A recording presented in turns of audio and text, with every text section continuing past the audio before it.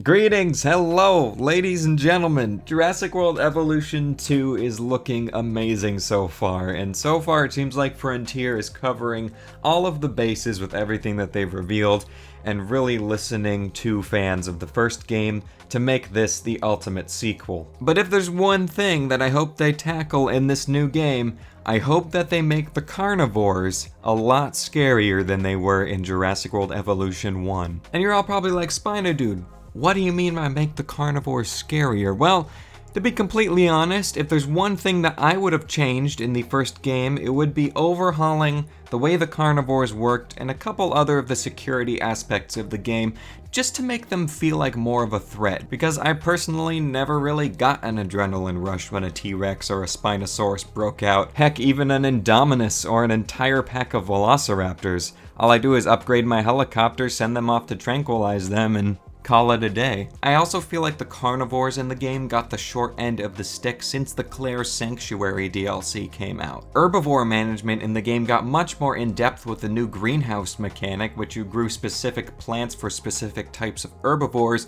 to increase their rating and ultimately boost your park rating up. Carnivores were always just kind of make sure they have enough space, give them a feeder of some kind, and that's pretty much it, and they'll be happy. Of course, there's some exceptions, with the Velociraptors being kind of annoying every time there's a droplet of rain in the sky. They just ultimately decide to bash their head through a 2-foot thick concrete wall and run rampant in the park. But today I have some ideas that I came up with that I want to share with all of you and see what you think as to how we could improve some of the park security aspects and carnivore management in the upcoming Jurassic World Evolution 2 sequel. A good starting point here are fences. Now, I'm expecting quite a lot of you to disagree with me here, but I think it would be a great idea in the sequel if fences actually took time to build once you've placed them, like any other large building in the game. It felt kind of cheap in the first game when a carnivore broke out and you literally could just build like a huge fence around it to contain it again in a certain area. I personally think, just to add to the stress of carnivore breakouts and add a little bit more realism, that you wouldn't be able to just slap a fence out of thin air on the ground to block something in real life. I think it would be great is once you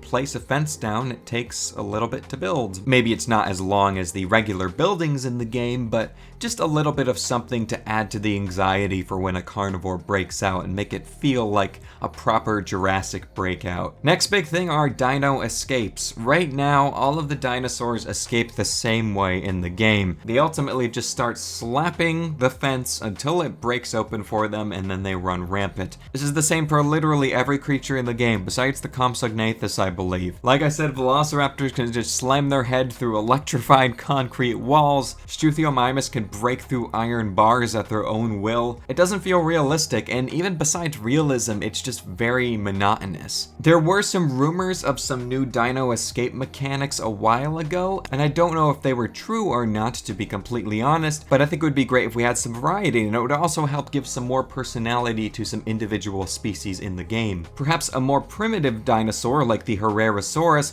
could try digging underneath the fence to escape, and some more advanced smaller predators like the Velociraptor could try climbing over the fence in a power outage. And then maybe some creatures like the Struthiomimus are just confined to their enclosure forever, depending on what the fence is made out of, and if they don't have enough space or they don't have food or water, they would just die from starvation, dehydration, or just anxiety and depression from not having enough room or no friends to hang out with. I know that's sad and bleak, but it's realistic. Also, maybe depending on the kind of fence you put down, if it's an iron bar fence, Compsognathus could just literally hop through the bars because they're small enough. And of course, larger dinosaurs like the Tyrannosaurus Rex, Spinosaurus, Indominus Rex, etc. could literally just break through the fence. And I was also thinking, since we've seen there are 2 aviary types in the sequel so far, that being the iron bar aviary and the glass dome, more modernized aviary from Jurassic World, perhaps smaller pterosaur species like the Dimorphodon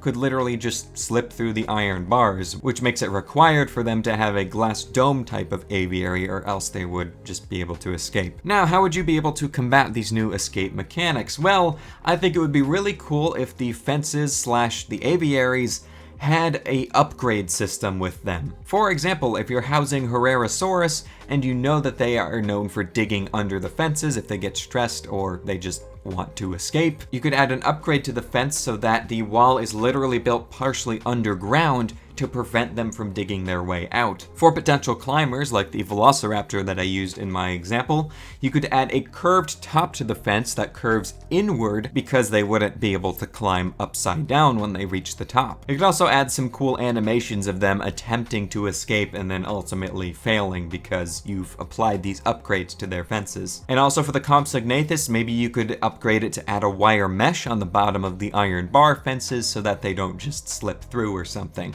Maybe the same could be done for the aviary. If you want to house a Dimorphodon in a regular iron bar aviary, you could just put a wire mesh over the whole thing and upgrade it. You could also just add the electrified fence option to the upgrade menu for every fence type, so that it's not a separate type in the build menu. And that way you could literally just make any different fence electrified in the game, which I think would be really cool. I think a system like this would just add new depth to making a habitat for your carnivorous animals and just make them seem more threatening, like you actually need to be on your toes, like they're actually fighting against the player. But anyway, up next, I wanted to talk about sedation in the game. Because right now, the way it works in the game, you sedate a dinosaur and they are indefinitely tranquilized. They cannot wake up. I think it would be a great idea is if the animals just woke up after a while. It's realistic. And also, maybe certain species could be more resilient to the sedatives that you use. And by more resilient, I mean maybe it takes more shots on them to be able to knock them down and knock them out. Or maybe they just wake up faster. Maybe there could also be a trade-off with the genetic system in the game. Let's take like a T-Rex for example. Maybe you put a ton of resilient genes in its genome through the cloning process